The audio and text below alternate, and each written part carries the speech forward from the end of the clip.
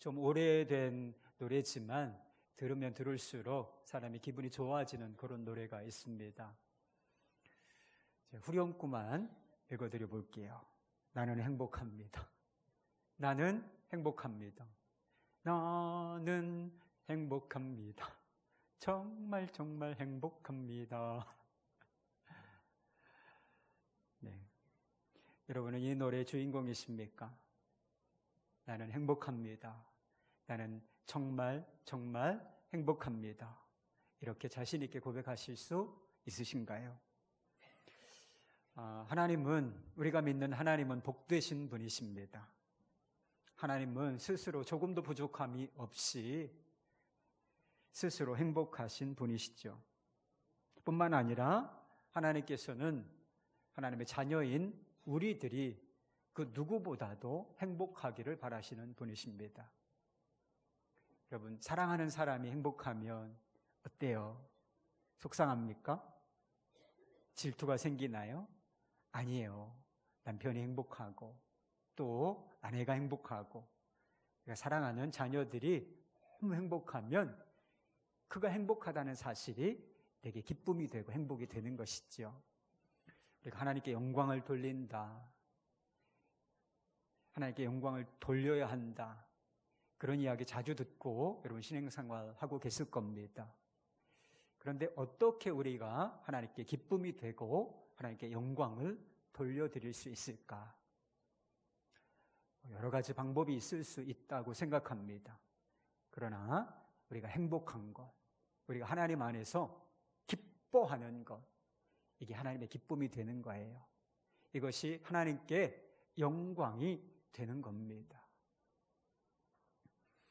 행복한 사람이 된다는 것은 정말 중요한 일이에요. 나 자신을 위해서도 그렇고 다른 사람을 위해서도 그런 것입니다. 하나님께서 예수 믿는 사람들을 향하여 가진 계획이 있으세요. 그것은 우리 자신이 행복할 뿐만 아니라 다른 사람을 행복하게 해주는 것입니다. 복의 통로가 된다, 그런 말 아시지요? 이것이 하나님의 계획입니다. 그런데 어떤 사람이 다른 사람을 행복하게 해 줄 수 있겠습니까? 나는 너무 불행해, 나는 너무 슬퍼. 그런 사람이 다른 사람에게 행복을 선물할 수는 없는 법이에요. 다른 사람을 기쁘게 해주고 다른 사람을 행복하게 섬겨줄 수 있는 사람은 오직 한 사람, 행복한 사람밖에는 없어요. 마음에 기쁨과 행복이 흘러 넘쳐야 다른 사람에게 그것이 흘러갈 수 있다라고 하는 것이지요. A.W. 토저 목사님이 있습니다. 그분이 이런 이야기를 하셨어요. 하나님의 백성은 온 세상에서 가장 행복한 사람이 되어야 한다. 사람들이 끊임없이 우리를 찾아와 우리의 기쁨과 즐거움이 어디서 온 것인지를 물어야 한다. 생각해 보십시오. 여러분에겐 그렇게 물어오는 사람이 있습니까?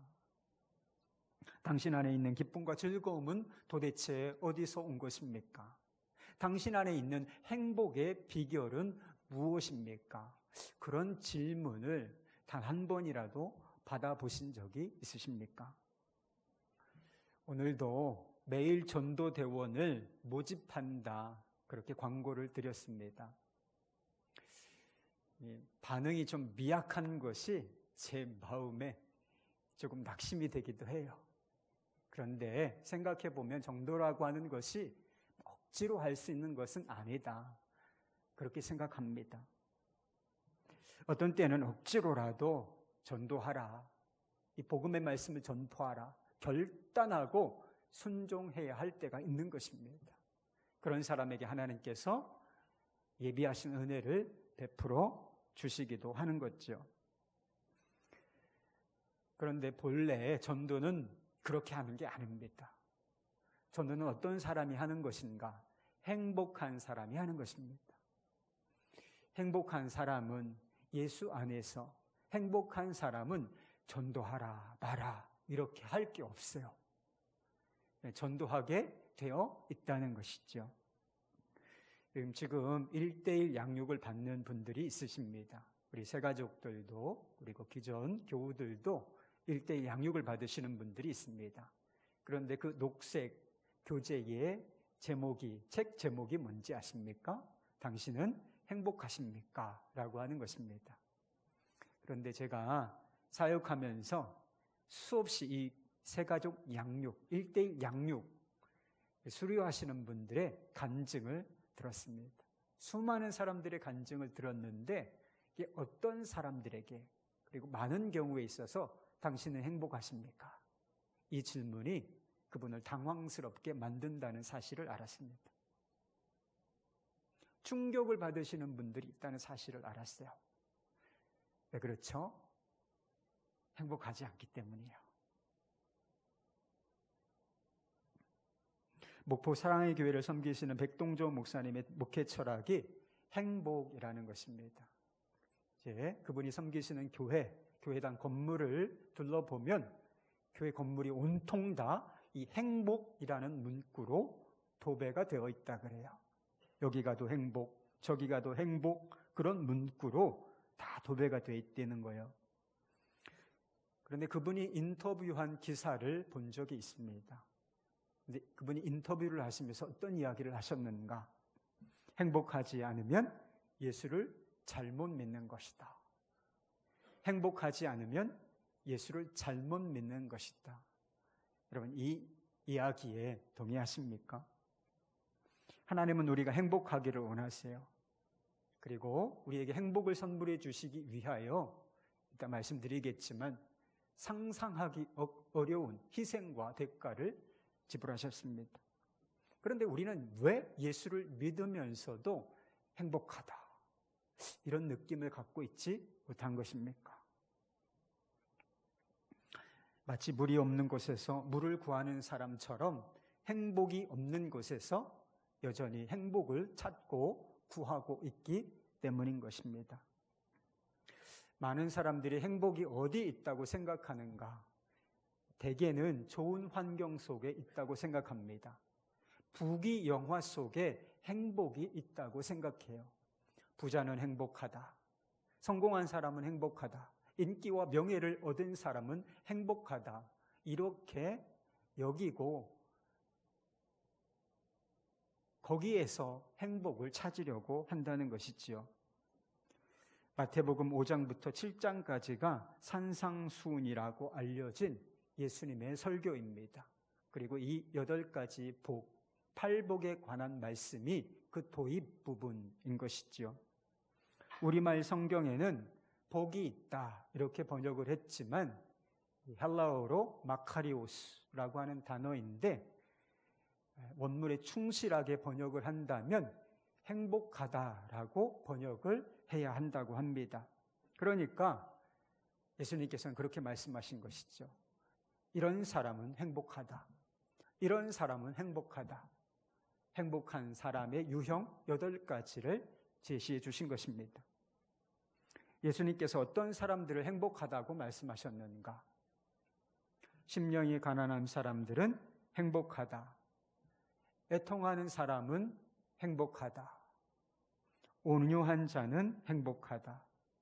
의에 줄이고 목이 마른 사람은 행복하다. 긍휼히 여기는 자는 행복하다. 마음이 청결한 자는 행복하다. 화평하게 하는 자는 행복하다. 의를 위하여 박해를 받는 자는 행복하다. 이렇게 말씀하셨습니다. 여러분 잘 살펴보세요. 여기에 좋은 환경이 있습니까? 부귀영화가 포함되어 있는가 말입니다. 부자는 행복하다. 성공한 사람은 행복하다. 인기와 명예를 얻은 사람은 행복하다. 하나도 겹치는 부분이 없다는 사실을 발견하게 되는 것이죠. 연구 결과에 따르면 사람의 생활 환경과 그 사람이 누리는 행복은 크게 거의 상관관계가 없다라고 합니다. 그런데도 사람들은 자신이 행복하지 않은 이유를 자신을 둘러싸고 있는 환경이 어렵기 때문이라고 생각합니다. 환경을 어렵게 만드는 문제와 고난 때문에 내 삶이 이렇게 불행한 것이다. 그렇게 생각한다는 것입니다.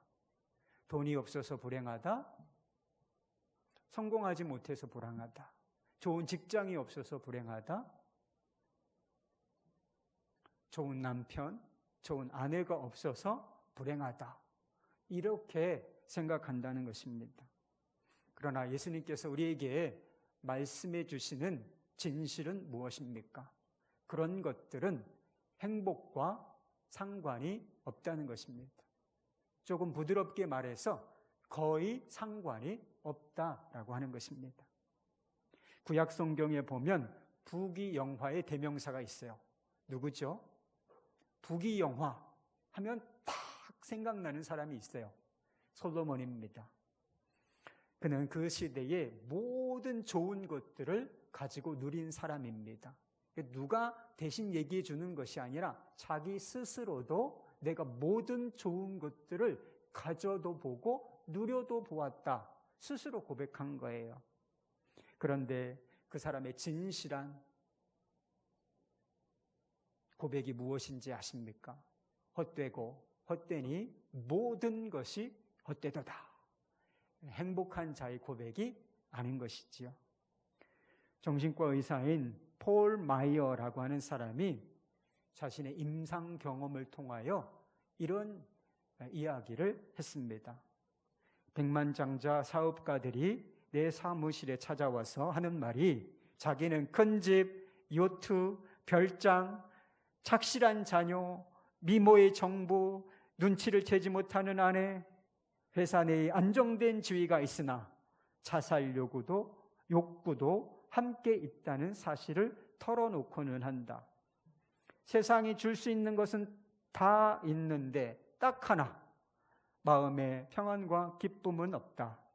그래서 마지막 수단으로 내 정신과 사무실에 찾아와 제발 자살 충동을 극복해달라고 내게 애원한다. 여러분, 다른 것은 다 있는데, 다 가지고 누리는데 마음에 평안과 기쁨은 없다. 이게 무슨 뜻입니까? 다른 모든 것들이 우리 마음에 평안과 기쁨을 선물해 줄 수 없다. 그런 뜻을 가지고 있는 것입니다. 결혼 생활이 불행할 때 새 차를 사고 또 새 옷을 사려고 하는 사람들이 있습니다. 속상한 일이 있으면 우리 여자분들 같은 경우에는 휙 하고 나가서 백화점에 들어가서 뭔가 쇼핑을 하려고 하는 분들이 있어요. 불행한 것들, 불행을 그런 것들로 완회해 보려고 시도하는 것이죠. 그러나 소용없는 일입니다. 기분 전환 정도에 가능하겠죠. 잠시 기분 전환은 가능하겠지만 새 옷이나 새 차가 사랑이 가져다 주는 행복을 대신할 리는 만무하기 때문입니다. 그렇다면 우리가 어디에서 행복을 찾을 수 있겠습니까? 행복을 찾는 우리가 어디로 가야 도대체 이 행복을 만날 수 있겠느냐 하는 것입니다. 이사야 55장 1절부터 2절 말씀에 이런 말씀이 있어요. 이사야 55장, 이거는 구약 성경에 기록된 복음입니다. 복음의 말씀이에요. 제가 읽어드리겠습니다. 오호라, 너희 모든 목마른 자들아 물로 나오라. 돈 없는 자도 오라. 너희는 와서 사 먹되 돈 없이 값 없이 와서 포도주와 젖을 사라. 너희가 어찌하여 양식이 아니한 것을 위하여 은을 달아주며 배부르게 하지 못할 것을 위하여 수고하느냐. 내게 듣고 들을지어다. 그리하면 너희가 좋은 것을 먹을 것이며 너희 자신들이 기름진 것으로 즐거움을 얻으리라. 할렐루야. 2절 말씀에 보면 너희가 어찌 양식 아닌 것들을 위하여 은을 달아주며 배부르게 하지 못할 것을 위하여 수고하느냐, 그렇게 묻고 계십니다. 말하자면 너희가 어찌하여 기쁨을 줄 수 없는 곳에서 기쁨을 찾고 행복을 줄 수 없는 것을 위하여 수고하느냐, 이렇게 묻고 계신 것이나 동일한 것이죠. 너희가 찾는 행복은 다른 곳에 있어. 이제 헛된 수고를 그치고 그곳으로 와서 행복을 먹고 마셔라. 그렇게 우리를 초대하고 계신 것입니다. 여러분, 우리는 행복은 특별한 사람들의 것이라고 생각하는 것 같습니다. 우리는 행복은 돈이 있는 자들의 것이라고 생각해요. 성공한 사람들의 것이라고 생각합니다. 그러나 하나님께서 약속하신 행복은 누구나 다 얻을 수 있는 행복입니다. 돈 없는 사람들, 값없이 살 수 있는 행복입니다. 가난한 사람도 실패한 사람도 인생의 밑바닥으로 떨어진 사람들조차 얻고 누릴 수 있는 행복, 그것이 우리 하나님께서 약속하신 행복입니다. 여러분, 그런 행복이 도대체 어디 있다라고 말씀하시는 것인가요? 이 말씀에 보면 오라, 나오라 이런 말씀이 있어요. 행복을 찾고 얻으려면 누군가에게 나와야 한다라고 말씀하시는 거죠. 우리에게 진정한 기쁨과 행복을 주는 누군가가 있다는 것입니다. 여러분, 그분이 바로 우리 주 예수 그리스도이십니다. 여러분, 예수님께서 말씀하신 이 8가지 복, 그것이 바로 제가 말씀드린 이것을 이야기하고 있는 것입니다. 본문 말씀에 내가 너희들의 행복이다, 내게 와서 행복을 얻으라, 이런 말씀은 없어요. 그러나 예수님을 빼놓고 도무지 설명되지 않는 것이 이 8가지 복입니다. 생각해 보세요. 어떻게 가난한 사람이 행복한 사람입니까? 어떻게 애통하는 사람이 행복한 사람이죠? 어떻게 줄이고 목마른 사람이 행복한 사람이 되겠습니까? 예수님이 빠진 이 8복은 우리에게 행복이 아니라 불행을, 비참함을 선포하는 것입니다. 조금 더 폭을 넓혀서 산상수훈에서 예수님을 빼면 여러분, 그건 복음이 아닙니다. 마태복음 7장까지를 천천히 한번 읽어보시기 바랍니다. 예수님께서 우리에게 요구하시는 도덕적인 삶의 기준이 얼마나 높은지 몰라요. 구약성경에 나오는 율법, 이것보다 더 강력하고 더 높은 수준의 도덕적인 삶을 요구한다라는, 거의 완벽을 요구하는 것이 예수님께서 말씀하신 그 산상수훈의 말씀입니다. 여러분, 우리가 이것을 지킴으로 구원을 받을 수 있겠습니까? 이것을 지킴으로 말미암아 우리가 경건한 자라 하는 일컬음을 받을 수 있겠습니까? 이것을 우리가 따름으로 말미암아 행복한 자가 될 수 있겠습니까? 예수님이 빠진 산상수훈은 여러분, 우리에게 천국이 아니라 지옥의 심판을 선포한다는 것입니다. 그러나 팔복과 산상수훈이 그 핵심이 예수님이라면 이야기는 달라집니다. 지옥이 한순간에 천국으로 바뀌어요. 불행의 조건이 한순간에 행복의 조건으로 변해버립니다. 여러분, 왠지 아십니까? 예수님께서 우리의 구세주가 되시기 때문입니다. 2절 말씀에 보면 예수님께서 입을 열어 가르치셨다라고 하는 말씀이 나옵니다. 여러분, 가르치는 사람을 우리가 무엇이라고 부릅니까? 선생 혹은 교사라고 부르지요. 사람들에게 하나님의 말씀을 가르치는 것, 천국 복음을 가르치는 것이 예수님의 아주 중요한 사역임에는 틀림이 없습니다. 그분은 선생이셨습니다. 그러나 우리 예수님은 단순히 선생이 아니라 구원자이셨습니다. 구원자로 우리에게 오신 것입니다. 예수님은 우리에게 구원의 길을 가르치러 오신 분이 아니시라 구원자로 오신 것입니다. 예수님께서는 우리에게 단순히 행복의 길을 가르쳐 주시기 위하여 오신 분이 아니라 행복한 삶 그 자체를 선물로 주시기 위하여 오신 것입니다. 여러분, 생각해 보십시오. 예수님께서 그저 행복을 가르치는 것으로 우리가 그 말씀에 따라 삶으로 우리의 행복을 얻을 수 있다면 예수님의 십자가를 어떻게 설명할 수 있습니까? 예수님의 십자가는 도대체 뭐죠? 왜 몸소 그분이 슬픔을 당하시고 왜 하나님 앞에 하나님의 심판대 앞에 서서 그 저주와 죽음을 몸소 당하셔야 했느냐 하는 것입니다. 행복이라는 것이 그냥 배워서 가르침을 받아서 또는 어떤 길을 따라서 얻을 수 있는 것이 아니라는 사실을 명확하게 보여주시는 것입니다. 그게 십자가입니다. 사람들은 좋은 환경 속에 행복이 있다고 생각합니다. 지금보다 환경이 좋아지면 행복해질 수 있을 것이다, 이런 기대를 갖습니다. 그러나 환경이 아무리 바뀌어도 우리의 마음이 달라지지 않으면 소용없는 일입니다. 우리의 존재 자체가 변화되지 아니하면 여러분 결코 우리가 갈망하는 그 행복이 우리의 것이 될 수는 없다는 것입니다.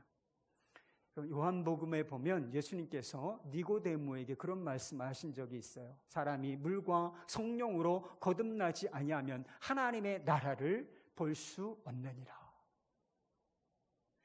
거듭나지 아니하면 천국에 들어갈 수 없다, 그렇게 말씀하신 것이지요. 마찬가지입니다. 거듭나지 아니하면 우리는 행복과 아무 상관이 없습니다. 새로운 피조물이 되지 아니하면 우리는 행복과 아무 상관이 없는 사람입니다. 우리가 예수 그리스도 안에 있지 아니하면 우리는 행복과 아무 상관이 없는 사람이라는 거예요. 여러분, 그것을 보여주는 것이 예수님의 십자가예요. 그리고 그것을 가르치는 것이 예수님께서 말씀하시고 우리가 지금 살펴보고 있는 팔복에 관한 말씀인 것입니다. 행복의 시작 예수 그리스도, 행복의 시작 예수 그리스도. 전도할 때 이런 구호가 있습니다. 그렇습니다. 팔복이 가르치고 있는 유일한 행복의 길이 바로 예수 그리스도이시라는 거예요. 예수님을 중심에 두면 8가지 상태에 있는 사람들이 왜 행복한 사람들인가, 이것이 다 설명이 됩니다. 심령이 가난한 사람은 행복합니다. 애통하는 사람은 행복합니다. 위에 줄이고 목이 마른 사람은 행복합니다. 왠지 아세요? 거기에 예수님이 함께 계시기 때문인 것입니다. 이런 기도의 시가 있습니다. 내 손에 아무것도 드릴 것 없어 오직 주님의 십자가에만 매달립니다. 벌거벗은 나 주님께서 옷 입혀주시기를 바라며 나옵니다. 의지할 곳 없어 주님의 은혜를 기대합니다. 더러운 나 샘으로 달려갑니다. 구주여 나를 씻어주소서. 그리하시면 내가 죽겠나이다. 그리 아니하시면 내가 죽겠나이다. 여러분, 이것이 바로 심령이 가난한 자들의 고백입니다. 애통하고 줄이고 목마른 자들의 고백이 바로 이것이라 하는 것이죠. 여러분, 생각해 보세요. 예수님께서 이런 사람들의 마음에 계시지 않는다면 예수님께서 어디에 임재해 계시겠습니까? 여러분, 예수님이 계신 곳에는 긍휼과 자비가 있습니다. 예수님께서 계신 곳에는 거룩함이 있어요. 예수님께서 임재해 계신 곳에는 하나님의 나라가 임하는 것입니다. 비참하고 보잘것없는 인생에 예수님이 임하시면 거룩하고 복된 인생으로 거듭나게 되는 것입니다. 행복이라는 단물을 구하지만 늘 불행이라는 쓴물만을 경험했던 인생이라 할지라도 예수 그리스도께서 우리 마음에 임하시고 우리가 예수 그리스도로 말미암아 거듭나게 되면 우리 인생 자체가, 우리의 사람됨 자체가 행복한 사람으로 거듭나게 된다는 것입니다. 마음에 예수님이 임하시면 모든 것이 달라집니다. 여러분, 마음이 달라지고 우리의 신분도 달라집니다. 하나님과의 관계도 달라지고 사람과의 관계도 달라집니다. 예수 믿는 사람이 사람을 대하는 것과 그렇지 않은 사람이 사람을 대하는 것 전혀 다른 것입니다. 세상을 바라보는 시각도 달라집니다. 우리를 불행하게 만든다고 여겨왔던 그 고난의 의미마저 예수 그리스도 안에서는 달라집니다. 불행의 끝판왕이다 이렇게 생각할 수 있는 죽음조차 예수 그리스도 안에서는 그 의미가 달라진다는 거예요. 침례교 목사님이신 옥타비우스 윈슬로우라고 하는 분이 이런 이야기를 했습니다. 하나님의 자녀는 기쁜 사람일 수밖에 없다. 그는 죄 용서를 받고 영혼이 의롭다 하심을 얻어 하나님의 자녀가 되었다. 이제 그의 시련은 복이고 싸움은 승리며 죽음은 곧 영생이다. 그의 미래는 모든 지각과 상상과 말을 초월하는 끝없는 복의 천국이다. 이런 하나님과 이런 구주와 이런 소망을 얻었으니 기쁜 사람이 아닌가. 그래야 마땅하지 않은가. 이런 글을 쓰셨어요. 여러분 예수 그리스도 안에서 거듭나셨습니까? 그렇다면 여러분 안에 이와 같은 기쁨이 있으십니까? 모든 죄를 용서받고 하나님의 자녀가 되었으니 여러분 기쁘십니까? 지옥에 갈 사람이 천국 갈 자격을 얻고 이미 천국을 소유하였으니 여러분 기쁘십니까? 고난조차 복이 될 수 있다. 그렇게 믿어지시니 여러분은 행복하십니까? 하나님께서 언제나 우리와 함께 하시고 우리를 사랑의 눈으로 바라보신다. 그것이 믿어지니 그것이 우리에게 진리이니 여러분은 기쁘십니까? 여러분 이것이 우리가 예수 그리스도 안에서 받고 누리고 있는 복의 실체예요. 그렇다면 우리가 예수 그리스도 안에서 기쁜 것이 행복한 것이 마땅한 일이 아니겠습니까? 우리가 그리스도 안에 있으면 우리는 언제나 행복한 사람으로 살 수 있습니다. 우리의 행복은 일시적인 것에 사라져 버리는 것에 기댄 것이 아니라 복되시고 영원하신 하나님과 그분의 아들 안에서 얻고 누리는 행복이기 때문입니다. 예수님께서는 제자들에게 평안을 약속하시면서 그런 표현을 쓰셨던 적이 있습니다. 내가 주는 이 평안은 세상이 주는 것과 같지 아니하다. 그리고 그 뒤에 가서는 기쁨을 약속하시면서 내가 주는 기쁨을 빼앗을 자가 너희로부터 빼앗을 자가 없다. 그렇게 말씀하신 적도 있습니다. 우리가 예수님 안에서 누리는 행복은 세상이 줄 수도 없으며 그러니 세상이 빼앗을 수도 없는 행복이라는 뜻인 것이죠. 여러분 가난이 우리의 행복을 빼앗아 갈 수 있습니까? 실패가 우리의 행복을 빼앗아 갈 수 있나요? 여러분 고난이 우리의 행복을 빼앗아 갈 수 있다고 생각하십니까? 그럴 수 없다는 것입니다. 그게 예수님의 말씀이에요. 사도 바울은 복음을 전하면서 수없이 많은 고난과 또 어려움에 직면했던 사람입니다. 고린도서 11장에 보면 자기가 어떤 어려움들을 당했는지, 고난을 당했는지 이렇게 기록한 적이 있습니다. 옥에 갇히고 수없이 맞고 여러 번 죽을 뻔하였으며 여러 번 자지 못하고 줄이며 목마르고 여러 번 굶고 춥고 헐벗었노라. 이게 행복한 사람이에요. 세상적인 기준으로 보면 비참한 사람이죠.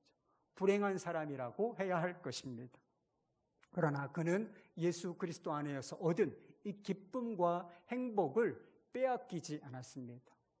이런 목포 사랑의 교회 그 건물 안에 들어서면 온통 다 행복이라는 말로 도배되어 있다고 말씀드렸죠. 그런데 그가 이 사도 바울이 쓴 빌립보서를 한번 보십시오. 감옥에서 썼다고 알려진 빌립보서. 온통 다 기쁨이라는 단어로 도배되어 있습니다. 기쁘다. 그리고 그는 에베소 교회 성도들에게 이렇게 쓴 적이 있습니다. 에베소서 1장 3절 말씀, 찬송하리로다.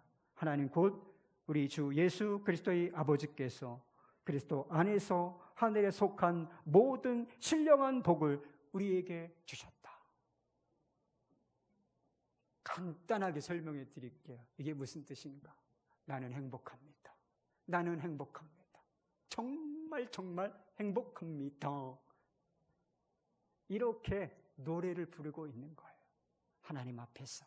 그리고 성도들 앞에서 이런 행복의 노래를 부르고 있는 것이죠. 김병년 목사님을 아시는 분이 있으실 겁니다.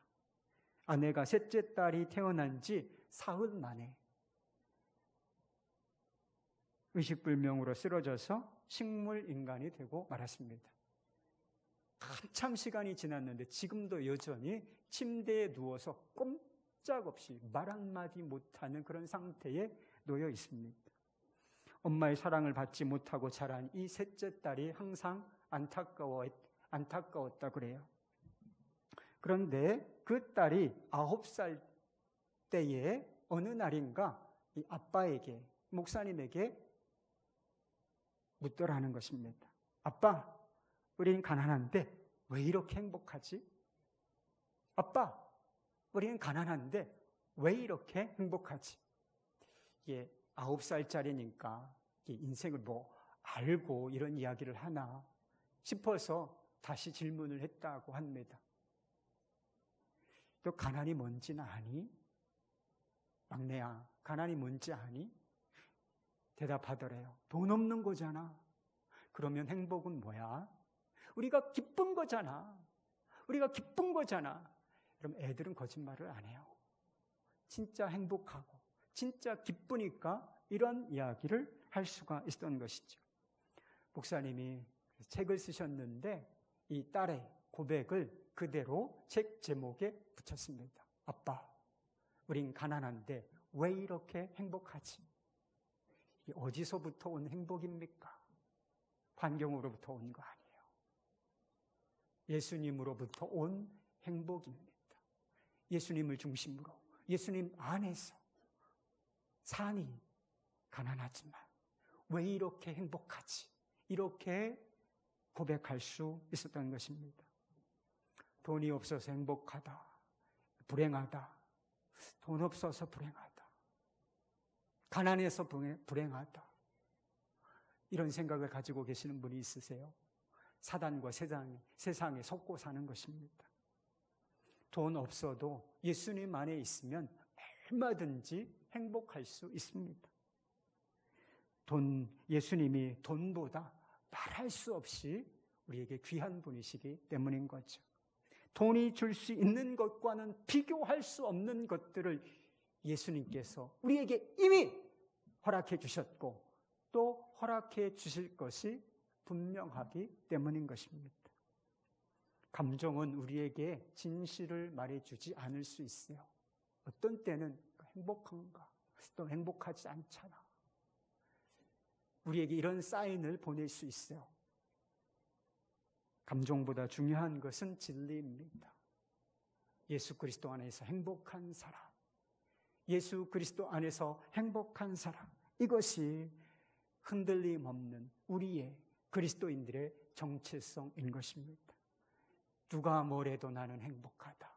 어떤 처지에 있어도 행복한 사람. 그것이 바로 예수 믿는 저와 여러분의 관한 정의인 것입니다. 행복은 좋은 환경 속에 있는 것이 아닙니다. 행복은 예수 그리스도 안에 있는 것입니다. 여러분, 주님을 바라보시기를 바랍니다. 더 좋은 환경, 더 많은 소유를 그동안 우리가 그토록 갈망하고 살아왔던 것처럼 예수님을 한번 갈망해 보세요. 내가 돈을 구하고 세상의 명예와 지위를 구했던 것처럼 예수님을 그토록 한번 간절하게 구하고 갈망해 보시라는 겁니다. 금을 발견하고 은을 발견하고 또 새로운 지식을 발견하기를 그렇게 갈망하고 소망했던 것처럼 예수님 알아가기를 원하고 예수 그리스도 안에 발견되어지기를 한번 갈망해 보시라는 겁니다. 이전과 완전히 다른 신앙생활 하실 수 있을 거예요. 예수는 믿지만 행복하지 않다. 완전히 바뀌어요. 예수 믿으니, 예수 안에 있으니 행복하다. 진솔하게 고백할 수 있을 줄로 믿습니다. 당신은 행복하십니까? 여러분 행복하십니까? 여러분 이 질문에 어떻게 대답하시겠습니까? 나는 행복합니다. 나는 행복합니다. 정말 예수님 때문에 행복합니다. 이것이 저와 여러분이 일평생 부를 노래가 되기를 우리 주 예수 그리스도의 이름으로 축원합니다.